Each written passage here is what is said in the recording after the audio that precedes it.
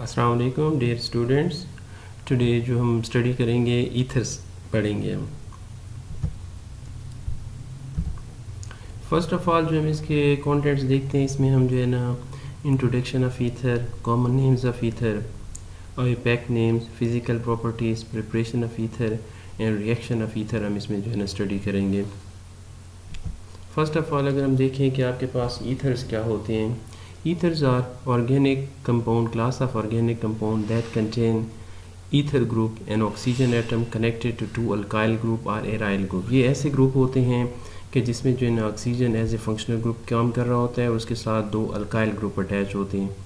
They have the general formula ROR where R and R represent the alkyl or aryl group। अगर हम इस general formula को देखें तो इसमें जो आपके पास दो ग्रुप अटैच हैं, ये अल्काइल ग्रुप भी हो सकते हैं, दोनों एराइल ग्रुप भी हो सकते हैं, या इनमें से एक अल्काइल ग्रुप और दूसरा एराइल ग्रुप पॉसिबल है। Ethers can be classified into two different groups if the alkyl groups are on the same side, same on the both side of the oxygen atom, then it is a simple or symmetrical ether.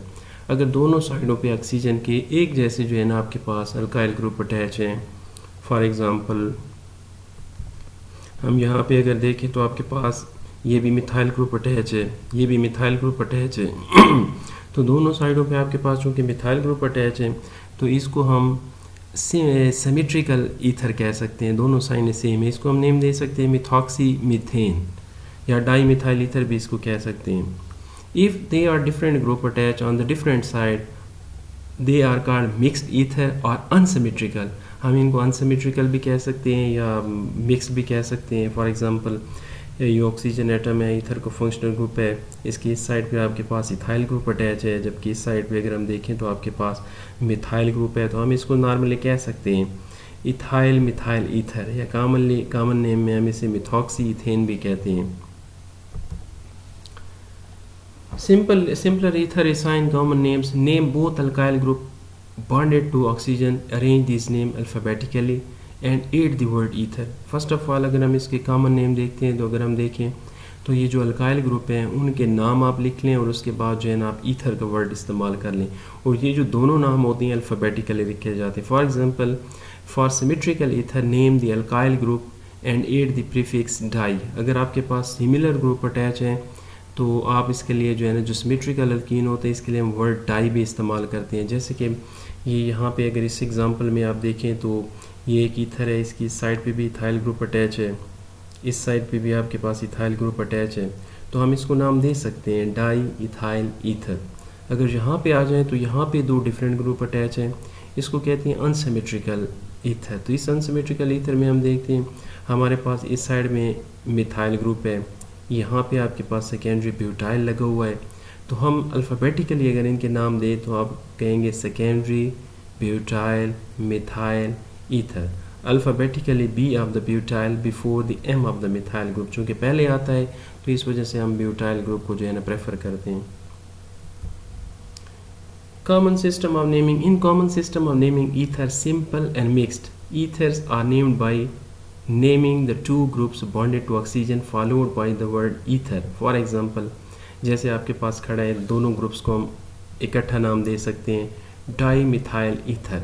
Similarly अगर ये आपके पास जो mixed ether है इसमें अगर हम देखें ये इथाइल ग्रुप है, ये मिथाइल ग्रुप है, इथाइल मिथाइल ईथर। सिमिलरली अगर दोनों इथाइल ग्रुप अटैच हैं तो हम इसको कह सकते हैं डाई इथाइल ईथर। सिमिलरली अगर इस एग्जाम्पल पे आप आ जाएँ तो एक साइड पे आपके पास मिथाइल ग्रुप अटैच है, इस साइड पे अगर आप आते हैं तो आपके पास फिनाइल ग्रुप अटैच है, तो अल्फ़ाबेटिकली हम नाम देते हैं phenyl methyl ether.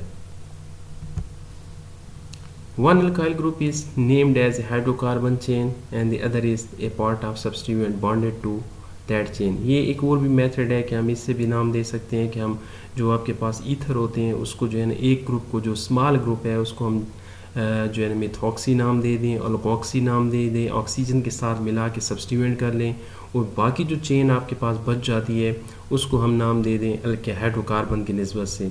Name the simple alkyl group as a alkoxy substituent by changing the YL ending of the alkyl group to OXY।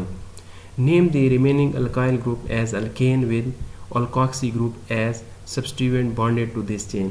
ये जो पूरी चेन होती है इसमें जो स्मॉल ग्रुप होता है उसके साथ हम ऑक्सीजन को मिला लेते हैं। जैसे अगर कहीं पे मिथाक्सी लगा हुआ है तो हम उसको कहेंगे ये मिथाइल ग्रुप था, इसके साथ हमने इसका OL हटा के ऑक्सीजन को इसके साथ हमने मिला लिया तो ये आपके पास मिथाक्सी बन गया है। इसके साथ अगर दूसरी चेन होगी तो उसको हम जो है ना हाइड्रोकार्बन की निस्बत से अल्केन की निस्बत से हम नाम देखेंगे और इसकी एग्जांपल हम आगे जाके स्टडी भी करते हैं। इसको देखिए, अगर ये आपके पास 2 कार्बन है इसको हम नाम देते हैं इथाक्सी। ये आपके पास चूँकि ब्यूटाइल ग्रुप है इसके साथ ऑक्सीजन अटैच है, दैट इज़ कॉल्ड टर्शरी ब्यूटाक्सी। और ये कॉमन अल्काक्सी ग्रुप है। इसके एग्जांपल भी हम आगे स्टडी करते हैं कि इनको हम नाम कैसे देते हैं। In IUPAC system, the large alkyl group is taken as a parent molecule and given the last name suffix, while the smaller alkyl group along with oxygen is used as a prefix and given the name alkoxy, methoxy, ethoxy, propoxy। जैसे भी हमने देखे, suppose इस group में हम देखते हैं ये आपके पास दोनों सेम ग्रुप हैं तो इसको हम कह सकते हैं डाईमिथाइल ईथर, या हम अगर एक को सब्स्टिट्यूएंट ले लें इसको इसके साथ मिला लें तो ये आपके पास ग्रुप बन जाता है मिथॉक्सी। मिथॉक्सी मीथेन, ये आपके पास मीथेन हो गया। सिमिलरली ये इथाइल है, ये मिथाइल है, तो जो हम ऑक्सीजन को जिसके साथ मिलाएंगे वो आपके पास क्या होगा, मिथाइल ग्रुप होगा। तो ये आपके पास मिथॉक्सी बन जाएगा, बड़ा ग्रुप ये है आपके पास, तो ये बन जाएगा मिथॉक्सी इथेन। सिमिलरली यहाँ पे आ जाएं, ये जो आपके पास खड़ा है ड्राईथाइल ईथर, एक के साथ हम ऑक्सीजन को मिला लेते हैं, ये बन जाएगा इथॉक्सी ग्रुप सब्स्टिट्यूएंट और साथ इसको हम नाम दे देते हैं इथेन, इथॉक्सी इथेन। सिमिलरली अगर यहाँ पे हम आ जाएं, एक साइड पे आपके पास फिनाइल है, दूसरी साइड पे आपके पास मिथाइल खड़ा है, तो स्मॉलर ग्रुप के साथ हमने ऑक्सीजन को अटैच किया है तो आपके पास बन गया है मिथॉक्सी। और ये आपके पास बेंजीन खड़ा है तो हमने इसको नाम दे दिया है मिथॉक्सी बेंजीन।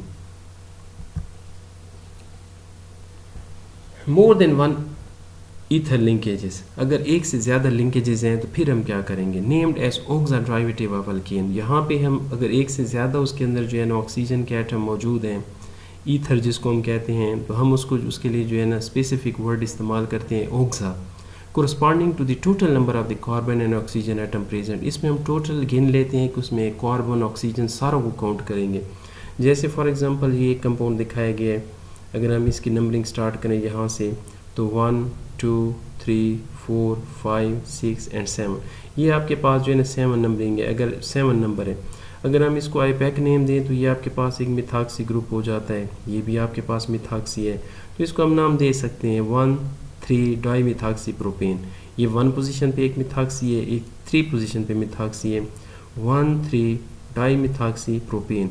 या हम नंबरिंग अगर ऐसे स्टार्ट करें ऑक्सा डेरिवेटिव की निस्बत से तो हम ऐसे भी कह सकते हैं 1 2 3 4 5 एंड 6। तो आपके पास ये 2 और 6 पे जो है ना ऑक्सीजन मौजूद है जिसको हमने नाम देना है ऑक्सा। चूँकि 2 ऑक्सीजन है तो हमने इसको नाम दे दिया है 2,6 डाई ऑक्सा। और ये सारे जिसमें हमने कहा था कि हम सारे काउंट करेंगे चाहे वो कार्बन है या ऑक्सीजन है, तो ये आपके पास बन जाते हैं 7, तो हम इनको नाम देंगे 2,6 di oxa heptane. Similarly move toward next example, अगर हम यहाँ पे आएँ तो ये आपके पास इसको हम ऐसे भी नाम दे सकते हैं अगर हम देना चाहें, तो ये जैसे हमने पहले रूल पढ़ा है कि मैं इसको नाम दे देता हूँ मिथॉक्सी और ये आपके पास बन जाएगा propane, methoxy propane.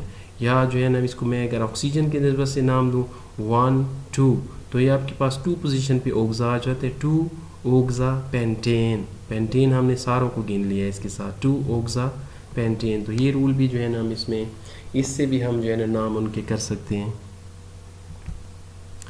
Physical properties की तरफ अगर हम आएँ तो ethers are colourless, highly inflammable compound of low boiling point. चूँकि इसमें कोई हाइड्रोजन बॉन्डिंग नहीं होती, इस वजह से इनका जो बॉइलिंग पॉइंट है लो होता है एज़ कम्पेयर टू अदर जो कंपाउंड है जिनमें अंदर हाइड्रोजन बॉन्डिंग होती है।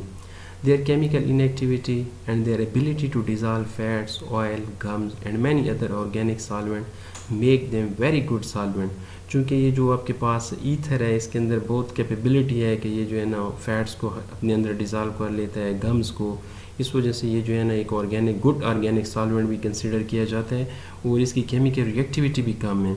Ethers are soluble in concentrated sulfuric acid and this properties is used as a distinguishing test between ethers and saturated hydrocarbon।